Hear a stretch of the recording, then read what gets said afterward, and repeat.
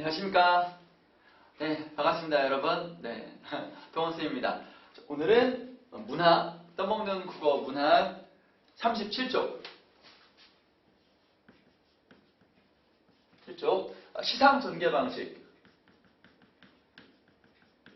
시상 전개 방식에서 우리가 시간, 앞에서 시간의 흐름, 공간의 이동, 그 다음에 시선의 이동, 요 세 가지 아주 기본적인 거 공부했고요. 오늘은 그 밖의 것들 공부하도록 하겠습니다. 첫 번째가 수미상관입니다. 시의 앞부분과 끝부분, 보통 1년과 마지막 연을 말합니다. 그래서 1년, 마지막 연, 처음과 끝이라고 하는데요. 서로상 관련이 있다. 서로 관련이 있다. 같거나 비슷하다. 같거나 비슷하다. 비슷한 것들은 뭐 글자 한두 군데 정도, 뭐 한 문장 정도 틀려도 거의 비슷하면, 내용상 비슷하면 상관없습니다. 그러면 이 수미상관을 쓰는 이유가 우리가 기본적으로 얘는 반복이기 때문에 의미를 강조하고 리듬감, 율적을 형성하고, 그리고 비슷한 게 처음과 마지막에 있으니까 어떤 안정감을 준단 말이죠. 그런 걸 우리가 구조적인 안정감이라고 한다. 수미상관은 그렇게 거의 이 정도 이렇게 이해하시면 좋겠습니다. 그럼 책을 볼까요? 37쪽에 초록색으로 수미상관이란 첫 번째 연이나 행을 마지막 연이나 행에서 반복하는 것을 말한다. 그래서 뭐 보면 1588, 땡땡 이런 것도 있죠. 네, 김소월의 진달래꽃이라는 시에서 여러 가지 표현 기법이 있는데 시상 전개 방식으로는 수미상관이라는 것이 있다. 볼까요? 1년에 나보기가 역겨워 가실 때에는 말없이 고이보내 드리오리다. 2년, 3년, 4년 보니까 나보기가 역겨워 가실 때에는 죽어도 아니 눈물 흘리오리다. 그래서 수미상관이 있네요. 그래서 얘는 이제 우리가 내용상 이별의 정한, 이별의 깊은 한을 말하고 있는 거 아니냐. 아직 이별한 건 아니지만 너무너무 사랑해서 혹시라도 이별의 상황이 되었을 때 나는 그때 너무너무 슬프겠지만 말없이 거기 보내드리겠다라는 한국적인 어떤 그런 한의 정서를 현대시에 잘 계승하고 있는, 현대에 잘 계승하고 있는 그런 시 아니냐 했었습니다. 뭐 다른 것도 많이 공부할 게 있겠지만 수미상관만 좀 다뤄보도록 하죠. 그 다음에 두 번째로 시상의 전환. 전환, 바뀐다.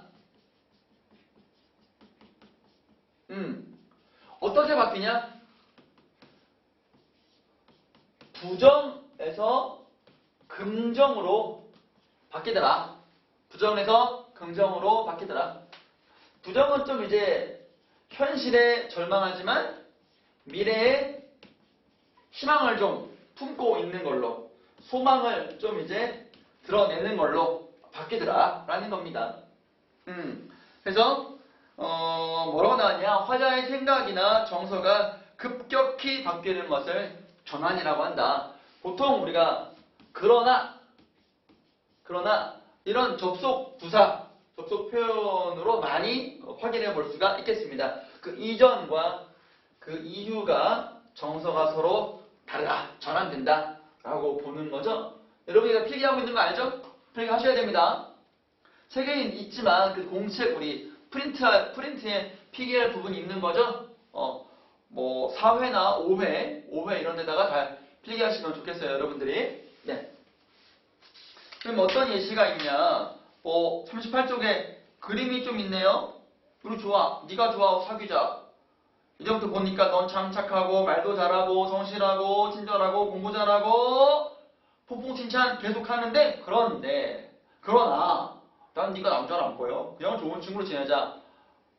왜 그런 겁니까 도대체? 폭풍 칭찬 왜 하는 겁니까? 그쵸? 일단 한영우님의 침묵. 그러나 이전에는 이별을 하게 돼서 너무 놀라고 슬프고 절망적이고 그런 상황이 딱 펼쳐집니다. 그러나 부터 이별을 극복하려는 화자의 의지가 드러납니다. 볼까요? 그러나 전에 이게 전부는 아니죠. 일부죠. 사랑도 사람의 일이라 만날 때에 미리 떠날 것을 염려하고 경계하지 아니한 것은 아니지만, 그래서 사랑하고 있는데 이별을 예상했다는 거야. 혹시라도 이별하면 어떡하지? 라고 조심했는데 막상 이별을 닥치니까 뜻밖의 일이야. 전혀 예상 밖의 일이야. 도저히 이 예상으로 가늠할 수가 없어. 너무너무 슬퍼서. 그래서 놀란 가슴은 새로운 슬픔이 터집니다. 새로운 슬픔, 걷잡을 수 없는 슬픔, 상상 그 이상 초월적인 그런 슬픔일 수 있어요. 이별을 겪어본 사람들은 아마도 짐작할 수 있겠죠? 꼭 연인 간의 이별도 이별이 전부는 아니죠. 사랑하는 것들, 사랑하는 어떤 멍멍이 혹은 뭐 고양이 등과의 이별도 충분히 가슴 아파할 수 있습니다. 그 반려견, 반려묘 등등등의 어떤 그런 이별도 크게 이제 상처가 될 수 있죠. 엄청 슬펐다는 거야. 그러나 이별을 쓸데없는 눈물의 원천을 만들고 마는 것은 스스로 사랑을 깨치는 것인 줄 아는 까닭에 걷잡을 수 없는 슬픔의 힘을 옮겨서 새 희망의 정수박이에 들어보았습니다. 우리는 만날 때 떠날 것을 염려하는 것과 같이 떠날 때 다시 만날 것을 믿습니다.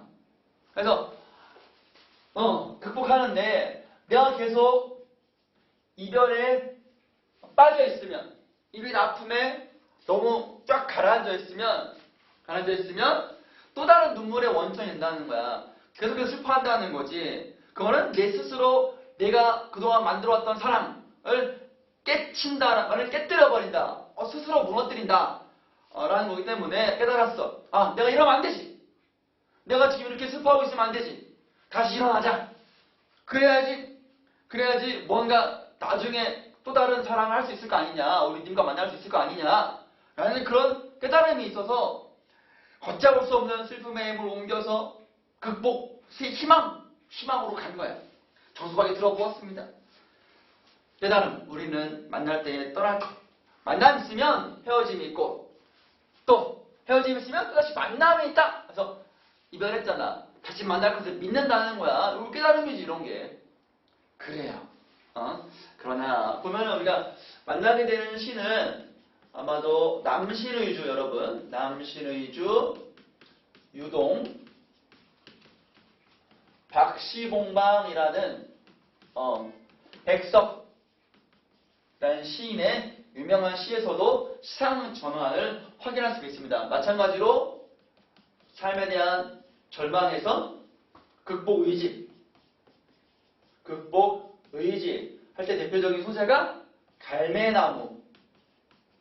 갈매나무라는 소재를 통해서 화자의 극복 의지, 미래에 대한 희망을 드러내고 있습니다.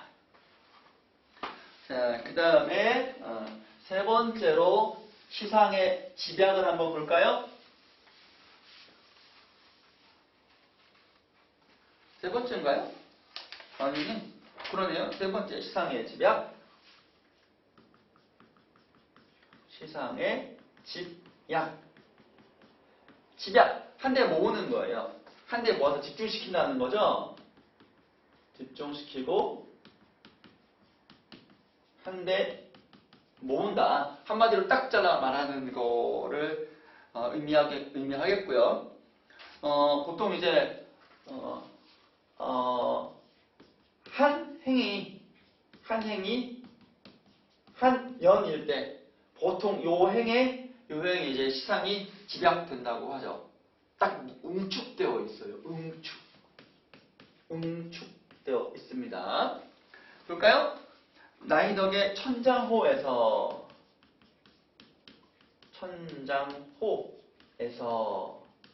천장호라는 호숫가에서 뭔가 느꼈던 모양입니다. 볼까요? 얼어붙었네. 겨울인가 보네. 얼어붙은 호수는 아무것도 비추지 않는다. 얼기 전에 잔잔한 물결이 있을 때는 달도 비추고 주변 산도 비추고 나도 비추고 그러잖아. 근데 얼어가지고 아무것도 비추지 않아. 뭔가 좀 단절된 그런 느낌이 들죠. 불빛도 산 그림자도 잃어버렸다. 아무것도 안 비쳐. 보이지 않아. 지의 단단함, 호숫가의 단단함인 거죠. 서슬만이 빛나고 있을 뿐. 그래서 그 자체로 비치지 않는 그런 단단한 얼음 호숫가 표면을 지금 보고 있는 거죠. 아무것도 반복하고 있네. 품지 않는다. 아름다운 주변의 자연. 그러니까 자기만 갖고 있고 얼음 덩어리만 있고 주변에 있는 자연 풍경은 품지 않는다. 단절, 소통의 부재라고 볼 수 있습니다. 단절되어 있고 소통의 부재다. 헛되이 던진 돌멩이들. 뭔가 이제 해보려고 하는 거지. 시도하는 거지. 쇳대 대신 옛날에 얼기 전에는 철새떼들이 있었던 모양이지. 대신 메아리만 돌덩어리, 메아리만 쫑쫑. 요거는 의성어잖아. 마음속에 있는 쾅쾅하는 그런 느낌. 좋지가 않네. 날아오른다. 네 이름을 부르는 일이 그러했다. 네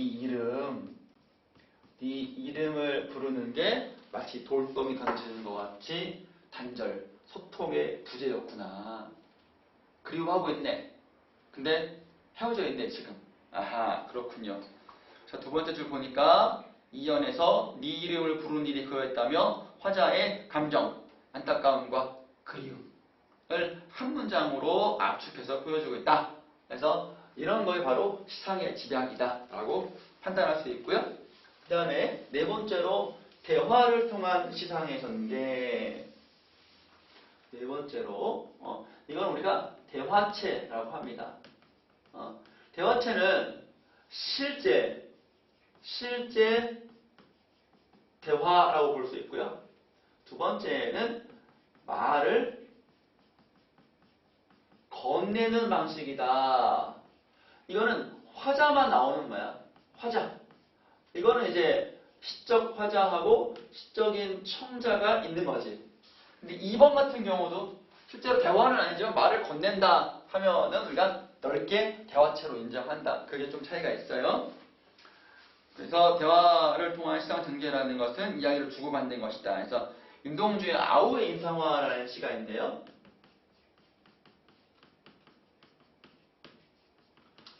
아우에 대한 인상. 그러니까 형이 볼 때 느끼는 아우 어떤 모습인 것 같죠. 상황을 보니까 짐작하다 보니까 인상적인 아우의 모습이다 라고 볼 수 있겠죠. 인상적인 아우의 모습 뭐냐? 보통 이제 형은 좀 이제 성숙해 있고 동생은 좀 이제 좀 미숙하고 좀 철없고 순진하고 그럴 수 있는데 과연 그런 동생이 어떤 모습일까요? 볼까요? 붉은 이마에 싸늘한 다리털이여 아우의 얼굴은 슬픈 그림이다. 아우가 좀 슬퍼하고 있네요. 발걸음을 멈추어 살그머니 애뜬 아우의 손을 잡으며 너 자라 뭐가 되고 싶니? 사람이 될 거야. 아우의 서른 진정고 서른 대답이다. 서른이라는 말은 설익은이라는 뜻이죠. 순수하다는 얘기지. 근데 생각해보세요. 사람 아닌 사람이 있나? 다 사람이잖아. 나보다 무심결에 난 사람이 될 거야. 라는 얘기는 아이의 어떤 철없는 말인데 그건 뭔가 뒤통수를 빵 때리는 그 있는 거야. 당시 일제강점기에 사람이 된다라는 말. 사람이 된다라는 말은 일제강점기에 사람답지 못한 현실, 사람답게 살 수 없는 그런 현실 한번 생각해 보세요. 이런 현실을 아우가 알고 말했을지 모르고 무슨 결에 말했을지는 모르겠지만 그 의미가 사람답게 살 수 없는 사람이 일장되면 침입하고 아부하고 뭐 그렇게 하는 것들을 어렴풋이 느끼면서 사람이 사람다워야지. 그게 제일 중요하지. 라고 깨달았다는 거야. 참 슬픈 현실인 거죠. 뭐라고 참 잘했다. 하지만 씁쓸하잖아. 현실이. 그렇게 말할 수밖에 없는 현실이. 아이는 아이답게 나 과학자, 뭐 음악가, 예술가 이래야 되는데 나는 사람이 될 거야. 라고 말하는 현실이 그 순수한 동심을 파괴한 일제강점기 그가 무도한 현실이다라고 말할 수 있지 않을까요? 그거 여러분 읽어내면 좋아요.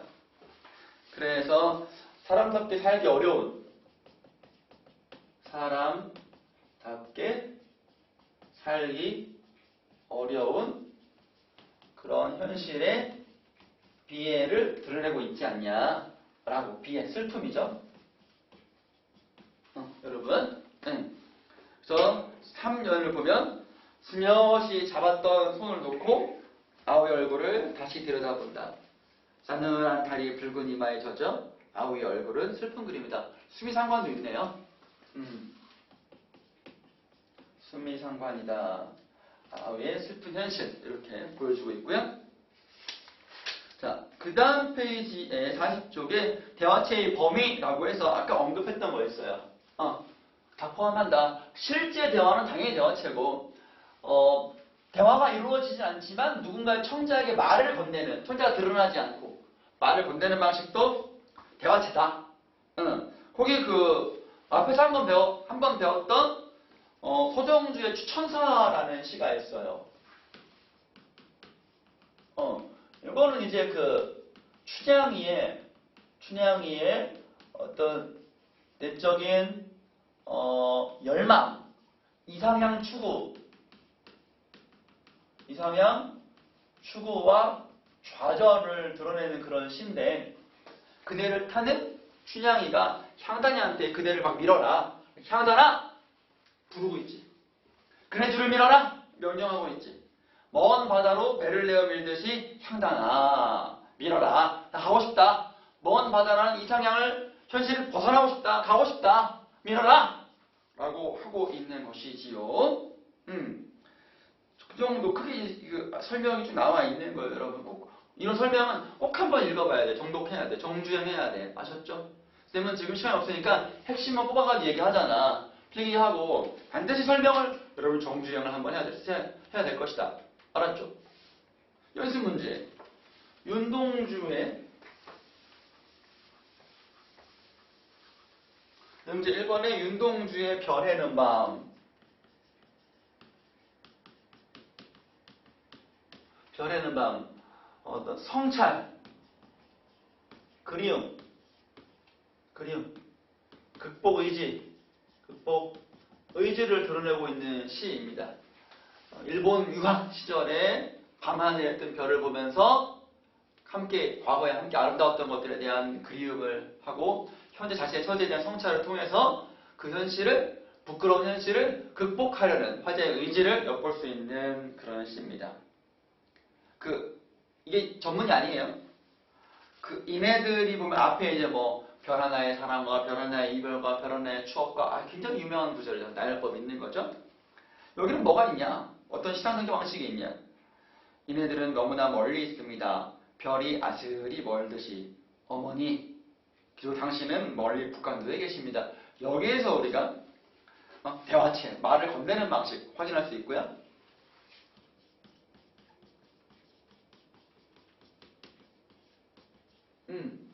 그 앞부분이었으면 열거법도 있었을 텐데.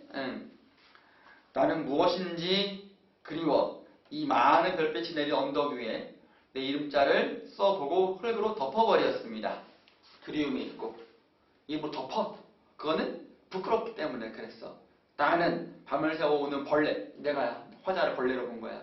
부끄러운 이름을 슬퍼한 까닭입니다. 내가 좀 부끄러워.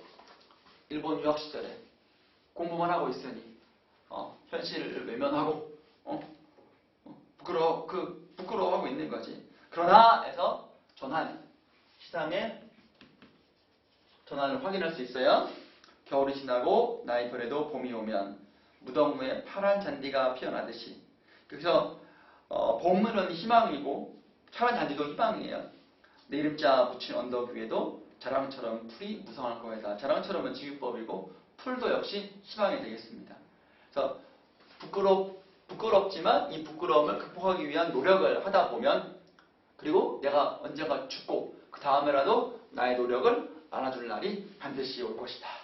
나는 묵묵히 부끄럽지만 그 부끄러움을 이겨내기 위한 내 나름대로의 행동, 소극적이나마 꾸준하게 저항하는 것을 해 나가면 된다라는 자기의 어떤 극복 의지를 엿볼 수가 있습니다.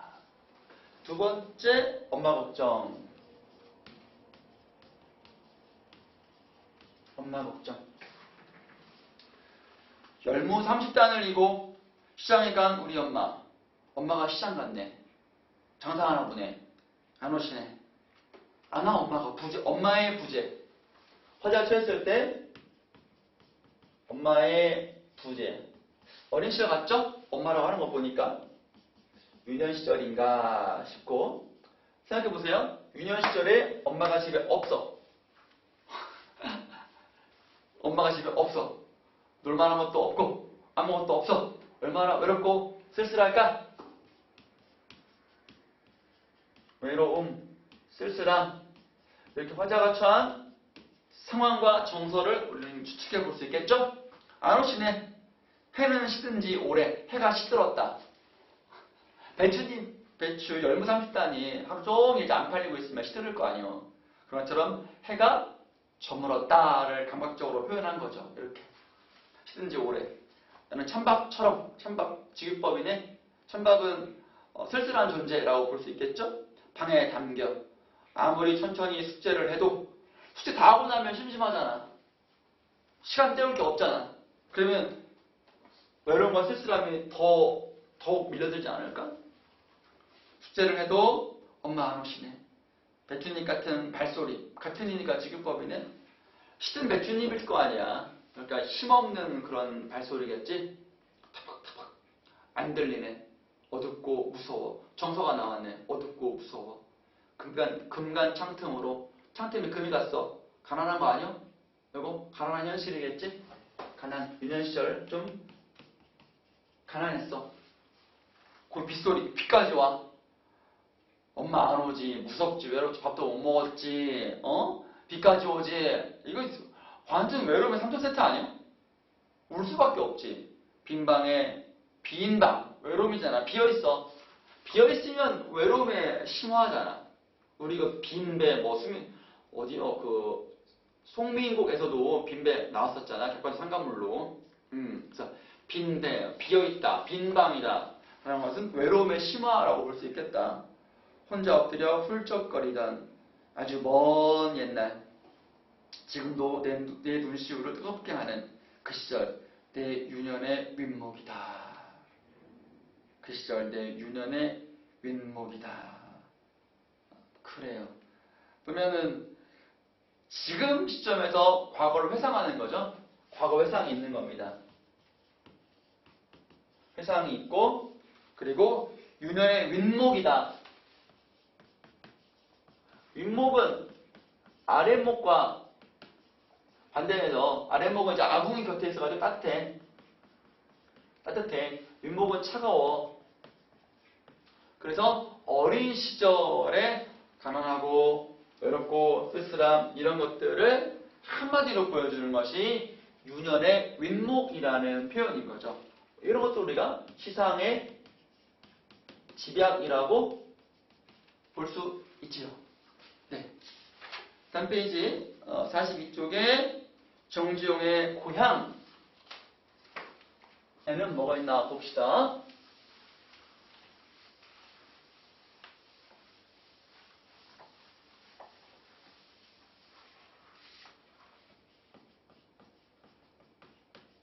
고향에 추는 느낌은 어때요? 일단 고향은 편안하지. 가고 싶은 곳이고 그립고. 쌤 같은 경우도 그래요. 저기 충청남도 구역은 양암의 속다의 깡촌. 내가 태어난 곳은 서울이지만 어린 시절에 2살부터 이제 시골 자랐으니까 내 마음속에 고향이라 할 수 있겠죠.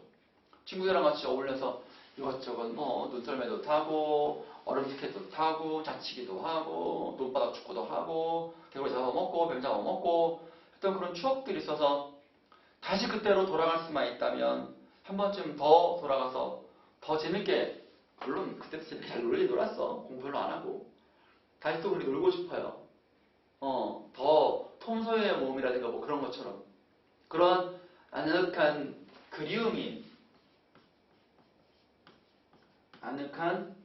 그리움이라는 정서가 고향 하면은 딱 떠오르는 제1의 first 첫 번째 정서라고 할 수 있습니다. 이 시도 아마도 그랬을 거예요. 우리 정지용의 향수 알죠? 향수가 이제 동경 유학 시절에 고향을 그리워하면서 썼다면 고향이라는 시는 고향 돌아왔어요. 온 상태야. 고향에 돌아와도 그리던 고향은 아니로뇨 상황. 그리던 고향은 아니다. 그리워하던 고향의 모습은 상상했던, 마음속으로 그리워했던, 아늑하게 느꼈던 그런 그리워하는 고향의 모습이 아니다. 그러면 어떻게 하는 거야? 어떻게? 산공이 알을 품고 뻑 대체로 울고만 변함이 없는데? 고향의 자연은 변함이 없어. 변함이 없는데 왜 그리워하던 고향 모습이 아니라는 거야? Why? 3년의 마음은 제 고향 지니지 않고 먼 항구로 떠도는 구름이다. 마음이 구름이다. 고향에 있지 않아. 누구의 마음일까? 자연의 마음이겠어? 화자의 마음이겠지. 그리워던 고향에 왔는데 막상 와보니까 변함없는 자연인데 이상하게 좀 벗어나고 싶어. 그런 감정 느낄 수 있지. 아주 어린 시절에 쌤 고향이 있잖아. 헛다리 깡촌. 지금 생각하면 가고 싶어. 그때 돌아가고 싶어. 막상 고향 가잖아. 그러면 답답해. 잘 못 있겠어 오래. 하룻밤 자라고 하면 잘 못 있겠어. 너무 심심해. 조용하고. 그런 어떤 막상 가기 전에는 그리워했는데 막 가고 나면 그냥 뭐 내가 너무 어른이 되어버렸어. 내가 너무 커버렸어. 어린 시절에 그때로 내가 돌아갈 수가 없다는 그런 절망감에, 좌절감에 친구도 다 없고, 친구가 있어야 그곳이 고향이지. 옛날에 그 어르신들, 마을을 했던 어르신들 있어야지만이 그 고향이지. 근데 그런 게 없잖아. 그때 느끼는 걸 우리가 상실감의 정서라고 하는 거야. 이때의 상실은 고향의 자연경치가 아니야. 내 마음속에 고향이 사라져버린 거야. 아늑하고 평화로웠던 어린 시절의 그런 고향의 모습이 사라져버린 거야. 그때 느끼는 쓸쓸함. 오늘도 맨끝에 홀로 오르니 흰전꽃이 인정스레 웃고 자연 변함이 없어. 어린 시절에 불던 풀필 소리가 아니다. 왜? 내가 변해버렸기 때문에. 메마른 입술에 스 있어. 쓸쓸함이야. 고향에 돌아와도 그던 할머니 노푸르구나 해서 수미상관. 그래서 고향의 상실감을 보여주고 있는 시다. 마지막으로 김영락의 5월 볼까요? 김영락 시인의 시 보면은 모란이 피기까지는 이란 시에서도 5월 그 어느 날 해가지고 봄날의 풍경, 봄날의 생동감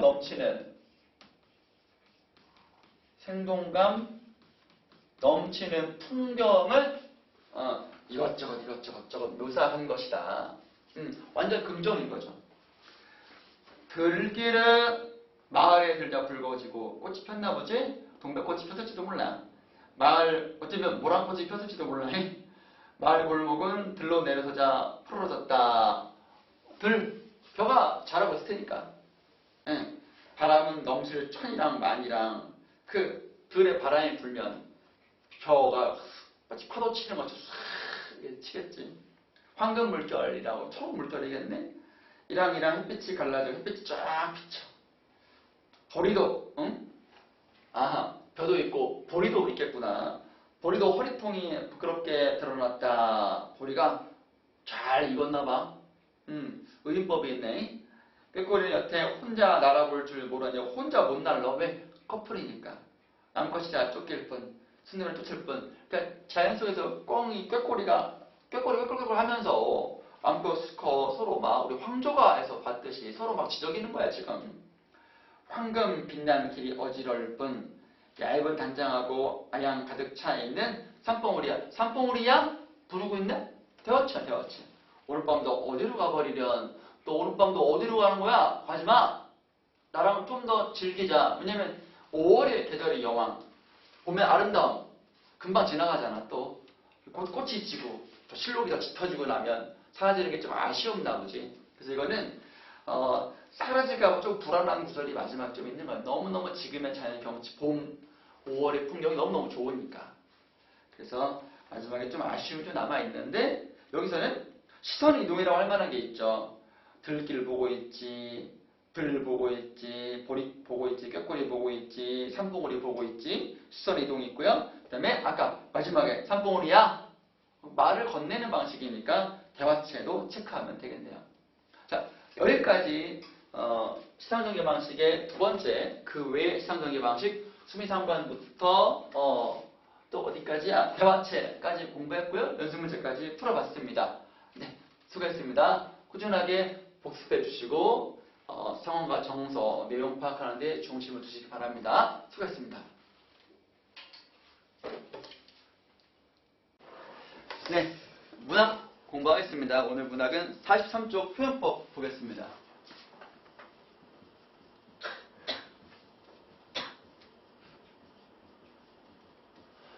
표현이라는 것은 우리가 시나 소설이나 문학은 내용과 형식을 아는 것이 중요하다.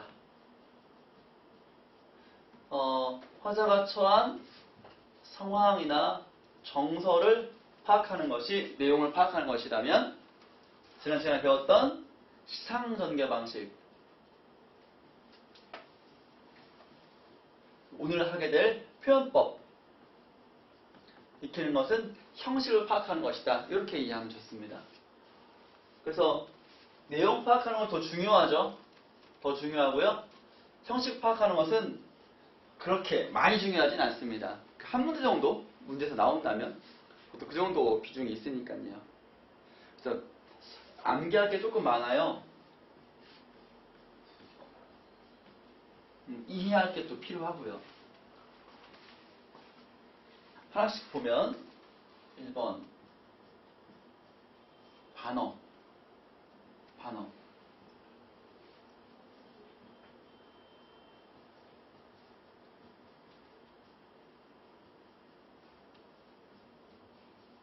상황과 반대로 말하다.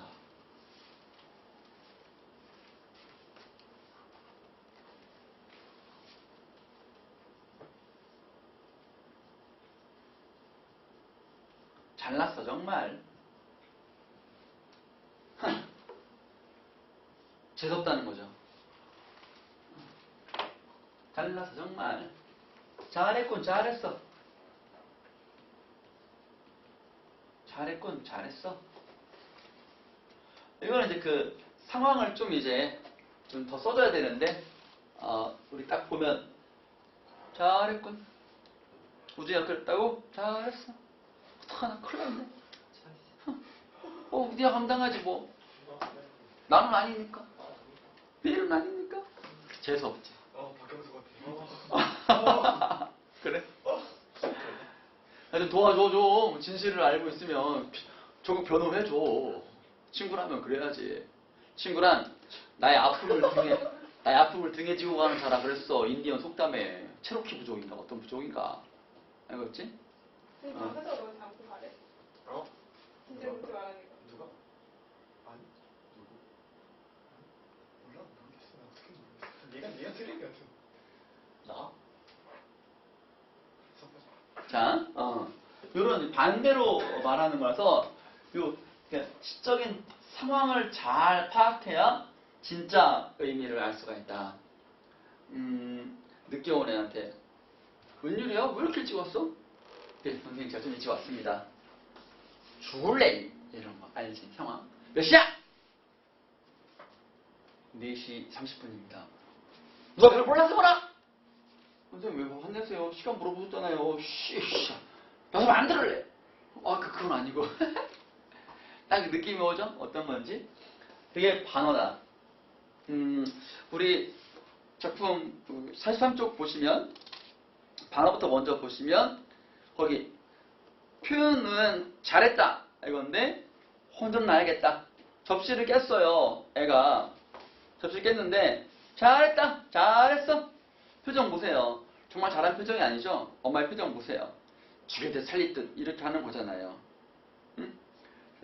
딱 보면 느낌으로 알죠? 씨, 죽었다. 큰일 났다. 이런 경우. 자, 다음 페이지 보세요. 가슴 아픈 TV 광고 화면이 있네요. 이 아이를 기억하지 마세요. 이름도, 나이도, 어디가 아픈지도 신경 쓰지 마세요. 당시 돕지 않는다면 어차피 곧 세상을 떠날 아이니까요. 멋져, 그지? 초록우산 어린이재단 TV 광고에서 정말로 기억하지 말라는 거냐? 또 도와달라 이런 얘기 아니야? 그지? 자, 그 다음에 김소월의 먼 후일이라는 시를 한번 보자고. 이게 먼 후일 당신이 나를 찾으시면 그때 내 말이 잊었노라. 그러면 생각해봐. 찾으시면이니까 가정이잖아, 가정. 그러면 그날, 먼 훗날 될 때까지는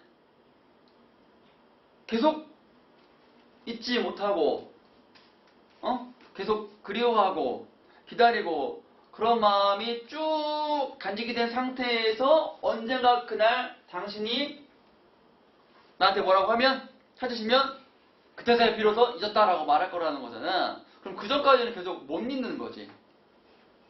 그러니, 그래서 잊었다라는 말은 진짜가 아니다. 계속해서 지금 상태는 못 잊고 있다를 말해주고 있는 것이다. 이해하시고요. 그 다음에, 너무나 대표적인 걸로는 이제 진달래꽃에, 김소월 진달래꽃에 뭐가 있냐면, 당신이, 나보기 갈 때는 말없이 고이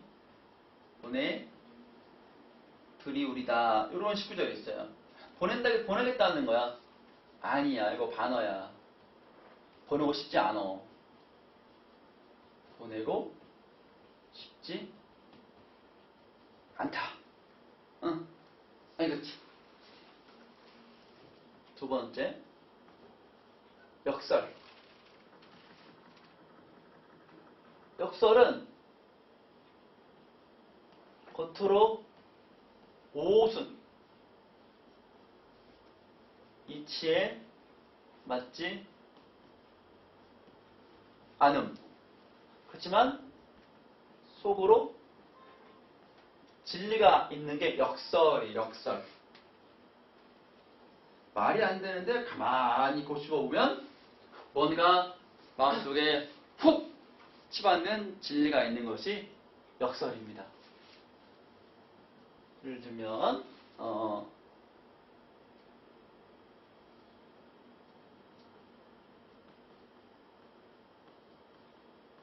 하지만 나는 임을 보내지 아니하였습니다.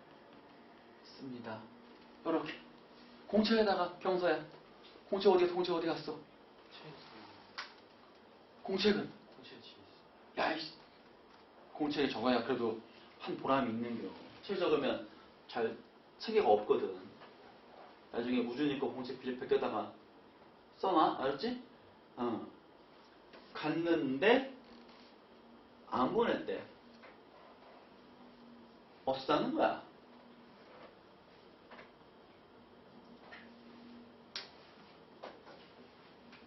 영원한 사랑을 다짐하는 거 아니야? 같지만 마음속에서는 영원 보낸 게 아니다. 계속 생각하고 그리워하고 아쉬워하고 있다. 라는 그런 거지. 그래서 또 이것은 소리 없는 아우성이라는 시도 있어요. 소리가 없는데 아우성인데 소리 없는 아우성이 불가능하죠. 소리야 깍 소리 지르는 게 아우성이잖아. 아 소리 지르는 거잖아. 소리 없는 이래. 말이 안 되지. 무엇을 의미하는 거냐? 내적인 욕망, 멸망을 의미해요.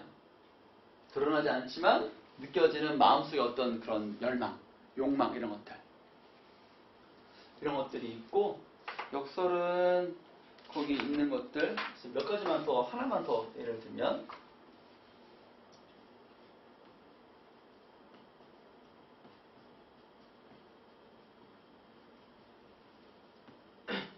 찬란한 슬픔의 봄이다.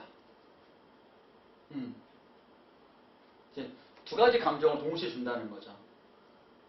이 정도 예문만 좀 하나만 더 적자면 보라의 피까지는 있고 그 다음에 또 역설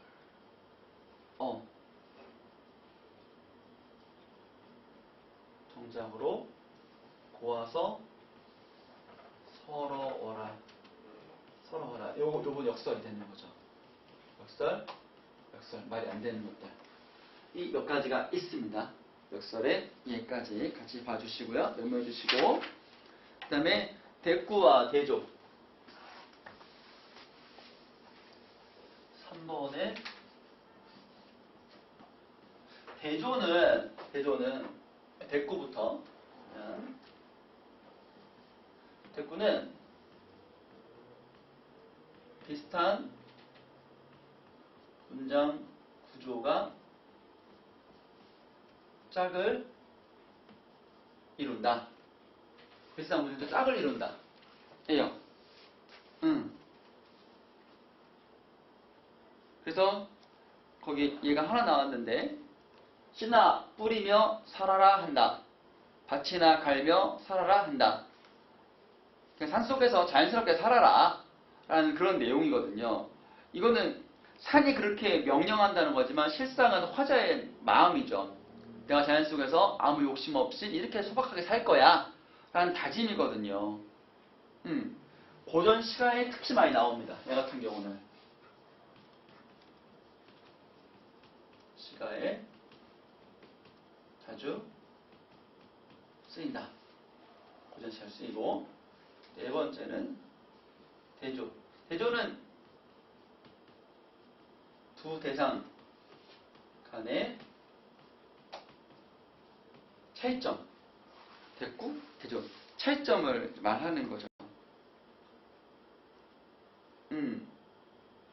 그래서 서로 반대되거나 대립되는 것을 얘기하는 것. 차이점에 대한 언급. 이 대조적이고 정호 달팽이라는 시를 보면 내 마음은 연약하나 껍질은 단단하다. 연약하고 단단한 거. 요게 있는 거죠. 그 다음에 열거 점층. 열거는 나열, 축, 늘어놓기. 늘어놓기. 이때는 보통 보면 이제 비슷한 속성을 가진 대상들을 쭉 늘어놓는 거죠. 쭉 늘어놓는 거지. 열거. 백석의 모닥불이라는 시. 모닥불은 이때 보통 모닥불은 야외에서 피우는 불이다 보니까 보통 겨울에 추위를 이겨냈을 때 혹은 뭐 밤에 어둠을 밝히기 위해서 그런 것들이거든요. 그럼 우리가 모닥불 하면은 항상 주위에 모여가지고 삥 둘러앉아가지고 모닥불 피워놓고 가지고 막 노래를 부르고 뭐 그런 느낌이 있잖아요. 보통 그래서 요 시도 그렇습니다. 모닥불 곁으로 붓장사, 땜장이 사람이죠. 장사치야 장사치. 장사치는 보통 이제 좀 보잘것없는 사람들, 산업공상이니까 낮은 사람들, 또 사람만이 아니라 개도, 큰 개도 강아지도, 큰 개, 작은 개. 보통 보면 이제 붓장사, 땜장이도 있잖아. 그 앞에 뭐가 나오냐면 양반도 나와. 양반이든 심이 높은 사람이든 낮은 사람이든 사람이든 동물이든 뭐든 다 모여서 모닥불을 쪼인다는 거죠. 이거는 공동체 의식에 대한 얘기를 하고 있는 것이다. 되고, 그 다음에 점층. 점층은 점점 강하게, 점점 확대되는 게 점층이고, 반대 개념이 점강이에요. 점점 약하게, 축소가 점강이다. 강이라는 말 때문에 강하게 하는 거 아니냐라고 생각할 수 있는데 그렇지 않아요. 강자는 우리가 승강기 할 때 강자, 내려갈 강자, 하강할 때 그 강자예요. 그러면 점층의 예로 나온 게 실록예찬이라는 요건 시가 아니고 수필인데요. 수필인데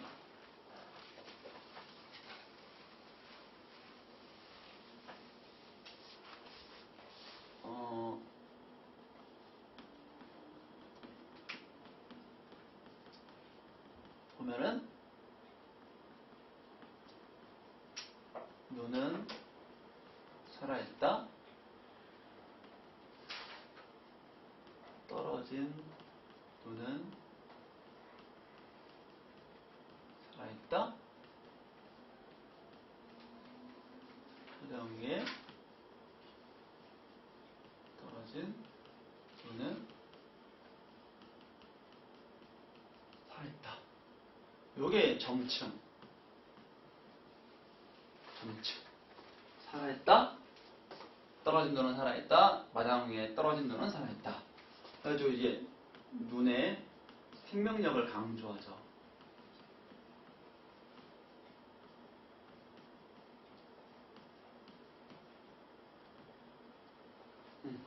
이렇게 점층에 해당하는 예로 이렇게 적어놓으면 좋겠네요.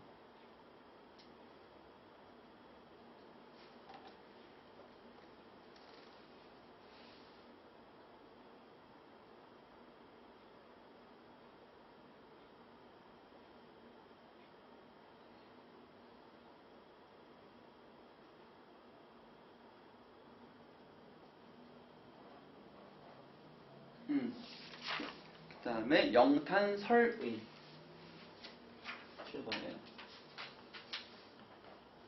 영탄법은 감탄하는 거죠. 감탄. 감정의 적극적인 표출이다. 놀랍이나 느낌이나 부름, 대답 이런 것들 있죠. 그래서 묶인 이 가슴, 님이여, 사랑이여, 아침에 첫걸음이여, 고운 구매한 게 어리도다. 이렇게 많이 있습니다. 그래서 감탄사 이런 것들이 많이 확인됩니다. 영탄법. 8번의 서리법. 이거는 좀 많이 나오죠. 고전시가, 현대시가 많이 나옵니다. 개념은 그래요. 당연한 사실을 강조하기 위해 일부러 의문문을 사용하는 것. 의문문을 사용하는 것. 의문문을 표현하는 걸 말해요. 예를 들면 사람이 그러면 되겠는가?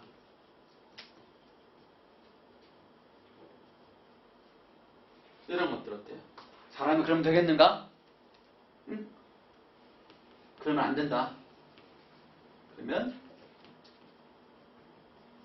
안 된다는 당연한 사실을 얘기하는 거죠. 사람이 의문문으로 물어보면 본능적으로 고민하게 돼요. 대답을 하려고. 조금 더 강조하면 조금 더 집중하게 되는 거야. 이렇게 하면. 그래서 우리 보면은 따닥따닥 달고 있는 애기 똥풀 얼마나 서운했을까요? 많이 서운했다는 거지. 그 다음에 나무 그늘에 앉아 48쪽에 나뭇잎 사이로 반짝이는 햇살을 바라보면 세상은 그 얼마나 아름다운가. 세상은 참 아름답다. 이 얘기고요. 9번째 도치법.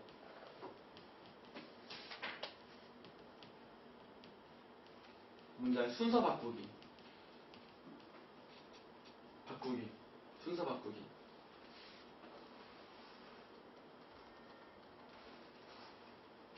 보통은 이제 순서 바꿔서 이제 나중에 나오는 게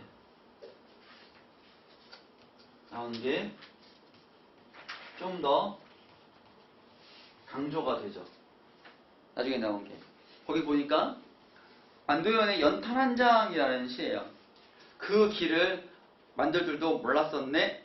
나는 연탄은 지금 연탄 안 쓰죠. 옛날에 연탄은 참 많이 썼죠. 보통 보면 이제 크게 땔감으로 이제 그로 난방 다 하는 거야. 불도 연로 해가지고 막 이제 밥 놓으면은 그 가스레인지도 되고 또 이제 물 끓여가지고 보일러도 되고 연탄 보일러도 되고 또 타고 남은 채는 이제 쌓아두면 보통 이제 갈동네에서 연탄 많이 쓰니까 언더베이가 이제 놓으면 이제 미끄럽잖아. 그때 이제 연탄 딱 뿌리면 이제 안 미끄러져 넘어질 수 있다. 안 그래도 잘 갈 수 있는 거지.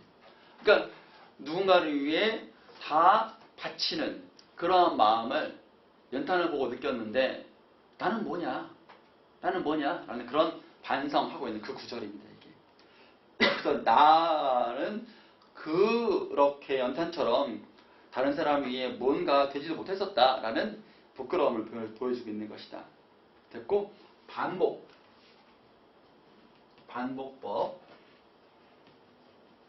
되풀이 리듬감 형성하는 거 하고 의미 강조. 자동적으로 머릿속에 이런 개념이 떠오르면 좋아요.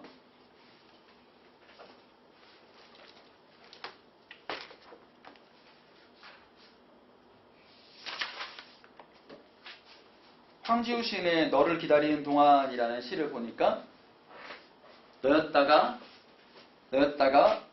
너일 것이었다가 다시 문이 닫힌다. 그제 카페 안에서 기다리는 거야. 누가 오는데 문 열릴 때마다 근데 결국 닫힌다는 것은 아니라는 거잖아. 그러니까 너를 3번이나 강조하는 거예요. 지금 간절한 그리움이죠. 기다림이고요. 그렇게 볼 수 있고요. 세미티브에서 변주라는 말이 있죠. 변주는 반복은 완전히 똑같은 걸 말하고 변주는 약간 바뀐 거. 그래서 너였다가는 반복이고 너일 것이었다가는 변주. 이것도 반복이라고 볼 수 있다. 넓게 보면 밑에 연습 문제 보겠습니다. 가는 댄잎에 초승달 매달려 애틋한 밝은 어둠이 있을 수가 없습니다. 역설로 봐야 되겠죠? 민들레가 피고 까치가 날고 아가씨가 지나고 바람이 일고. 열거법. 민들레, 까치, 아가씨, 바람 사물들 나열되고 있고 대꾸법도 있네요. 민들레가는 아가씨가에 대응되고 피고는 지나고 까치가는 바람이에 대응되고 날고는 일고에 대응되고요. 그 다음에 그의 향기로운 자랑 안에 자지러지노라 해가지고는 노라. 그래서 명탄법 확인할 수 있고요. 산에는 꽃이 피네. 그래서 반복법 확인할 수 있습니다. 네. 그러면 어조와 분위기까지 부지런히 나가면 갈 수 있겠네요. 59쪽.